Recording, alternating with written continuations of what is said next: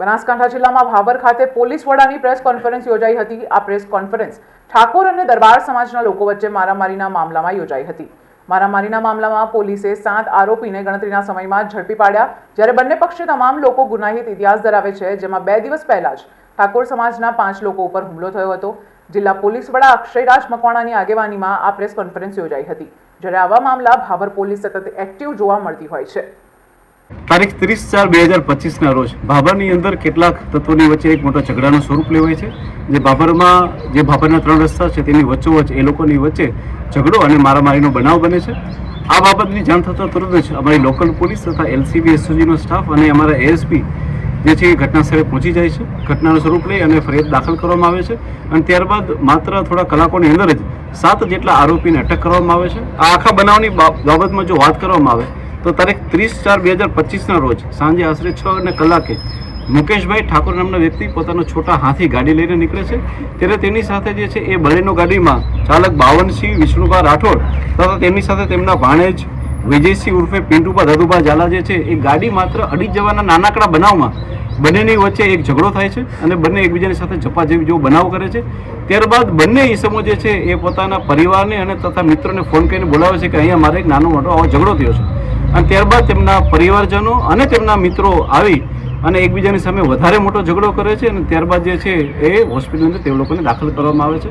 આ ઘટનાની જાણ થતાં પોલીસે આની અંદર ફરિયાદ દાખલ કરી છે, જે BNSSના સેક્શન 115(2), 118(1), 118(2), 109(1), 189(2), 191(2), 193(3), 190, 296(b) અને 351(3) મુજબ દાખલ કરવામાં આવી છે અને પોલીસે અત્યાર સુધીમાં પોતાના નેટવર્કનો ઉપયોગ કરીને અને ટેકનિકલ એનાલિસિસ દ્વારા 7 જેટલા આરોપીઓ એટલે કે બાવનસિંહ વિષ્ણુભા રાઠોડ, વિજયસિંહ પિન્ટુભા ઝાલા, લાલભા રાઠોડ, સુરતસિંહ જયંતિભા રાઠોડ, ચંદનસિંહ વખતુભા રાઠોડ, ઋષિરાજ વખતુભા રાઠોડ અને કુલદીપસિંહ પ્રતાપસિંહ રાઠોડને પોતાના માધ્યમથી પકડી લીધા છે અને હાલમાં તેઓને જે છે રાઉન્ડ અપ કરેલા છે।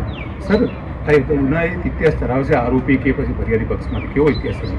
હું આપ સર્વને મીડિયાને જણાવવા માંગીશ કે આમાં બંને પક્ષ એટલે કે જે લોકોની માથાકૂટ થયેલી છે એ તમામ બંને પક્ષ જે છે એ ગુનાહિત ઇતિહાસ ધરાવે છે।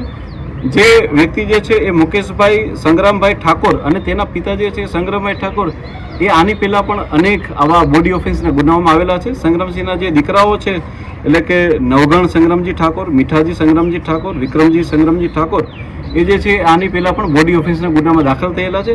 આ સિવાય જે આરોપી પક્ષ જે છે તેની અંદરથી બી સુરતસિંહ જયંતિભા રાઠોડ, ચંદનજી વખતુભા રાઠોડ, ઋષિરાજ, કુલદીપસિંહ અને જયદીપસિંહ આ તમામની વચ્ચે પણ જે છે એ આની પહેલાં બોડી ઓફેન્સના ગુનાઓ દાખલ કરવામાં આવેલા છે। આ ઘટના બની સર, એના ઉપરથી બનાસકાંઠા જિલ્લાને સમાજ વચ્ચે વિવાદો ઉભા થવી ઘટના, તેને લઈને કેવી કાર્યવાહી પોલીસ કરશે અને કેવો ગુનાહિત ઇતિહાસ ન બને પરિવાર આવું બને કાર્યવાહી? હું તમામ ઇલેક્ટ્રોનિક્સ મીડિયાના માધ્યમથી તથા પ્રેસ મીડિયાના માધ્યમથી હું બનાસકાંઠાના તમામ રહેવાસીને અને બાકીના તમામ લોકોને હું કહેવા માંગીશ કે આ કોઈ પણ એક જ્ઞાતિ કે જાતિ દ્વારા બીજી જ્ઞાતિ કે જાતિ ઉપર કરવામાં આવેલો હુમલો નથી। જો આની અંદર ઊંડાણથી જોવામાં આવે તો ઝઘડો કરનાર બંને પક્ષો જે છે એ ગુનાહિત માનસિકતા ધરાવે છે। આની પહેલાં પણ એ લોકો બોડી ઓફેન્સમાં સામેલ છે। આ માત્ર ને માત્ર 2 પરિવારોની વચ્ચે થયેલો ઝઘડો છે, નથી કોઈ દરબાર કમ્યુનિટી કોઈ ઠાકોર કમ્યુનિટી કે નથી કોઈ ઠાકોર કમ્યુનિટી કોઈ દરબાર કમ્યુનિટીને મારેલા છે કે પર્ટિક્યુલર કોઈ જ્ઞાતિ જાતિ કે ધર્મના હોવાથી કોઈ લોકો એકબીજાને મારેલા નથી। આ માત્ર ને માત્ર એક સામાન્ય ગાડી અડી જવાથી માત્ર પોતાના ઈગો ઉપર લઈ અને બંને પક્ષ જે છે એ ગુનાહિત માનસિકતા ધરાવતા હોય તેમના દ્વારા એકબીજાની ઉપર હુમલો કરવામાં આવેલા છે। આની સાથે કોઈ પણ જ્ઞાતિ જાતિ કે ધર્મને કોઈ લેવા દેવા નથી। એટલે હું તમામ લોકોને અપીલ કરવા માંગીશ કે તમામ લોકો જે એ બિલકુલ શાંતિ જાળવશે અને જો એ લોકોને ક્યાંય કન્ફ્યુઝન હોય તો અમારા પોલીસનો કોન્ટેક્ટ કરશે, પરંતુ કોઈ પણ વ્યક્તિ કોઈ પણ જ્ઞાતિ કે જાતિની વિરુદ્ધ જે છે એ નિવેદનો આવેદનો કે ત્યારબાદ જે છે એ સોશિયલ મીડિયા ઉપર ટીકા ટિપ્પણી ટાળશે। આ કોઈ પણ ધર્મ કે જાતિની વિરુદ્ધ કહેલું કોઈ કૃત્ય નથી, માત્ર ને માત્ર 2 ગુનાહિત માનસિકતા ધરાવતા પરિવારો વચ્ચે થયેલો ઝઘડો છે।